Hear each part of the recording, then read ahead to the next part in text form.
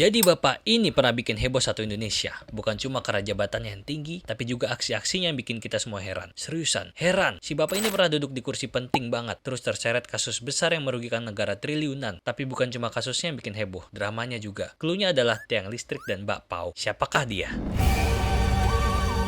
Jadi, si bapak ini udah lama banget berkarir di dunia politik, sampai-sampai pernah pimpin lembaga tertinggi di negeri ini, yaitu Ketua DPR RI. Sayangnya, namanya malah makin terkenal gara-gara kasus korupsi besar-besaran. Nah, kasus ini bukan kaleng-kaleng, skandalnya bikin negara rugi sampai triliunan rupiah. Proyek yang awalnya cuma memperbaiki data kependudukan kita, malah jadi bahan lelucon nasional. Proyek IKTP yang dicanangkan buat modernisasi data penduduk malah jadi ladang korupsi. Bapak ini bareng beberapa temannya ketahuan main-main sama dana proyek tersebut. Dampaknya, negara rugi 2,3 triliun. Nah, bayangin, uang sebanyak itu bisa dipakai buat bangun berapa sekolah, rumah sakit, atau mungkin beliin cilok gratis di Indonesia. Tapi ya, duitnya malah menguap entah kemana. Ketika bapak ini mulai terdesak karena harus diperiksa oleh KPK, drama makin panas. Pas mau diperiksa, tiba-tiba mobilnya nabrak tiang listrik dan langsung viral. Hingga beredar meme untuk tiang listrik. Yang gak kalah lucu, pengacara yang sempat bikin pernyataan yang gak akan kita lupakan. Katanya, si bapak benjol segede bakpao. Yes, you heard that right. Bakpao. Jadi antara ngelawak atau emang situasinya kayak film komedi. Kita semua cuma bisa ketawa sambil garuk kepala.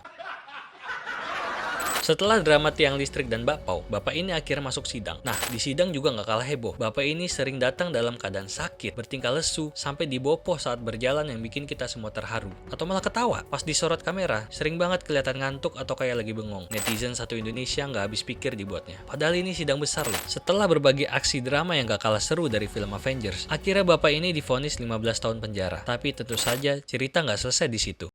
Ada kabar bahwa beliau sempat jalan-jalan keluar penjara. Bahkan beredar konspirasi sel mewahnya yang seperti hotel. Jadi hukumannya memang dijalani. Tapi masih ada aja plot twist yang bikin kita semua geleng-geleng kepala. Kira-kira sedang apa dan di mana ya dia sekarang? Dan apakah kalian bisa tebak siapa dia? Tulis di kolom komentar. Jangan lupa follow biar tahu cerita lainnya. Salam damai penduduk bumi.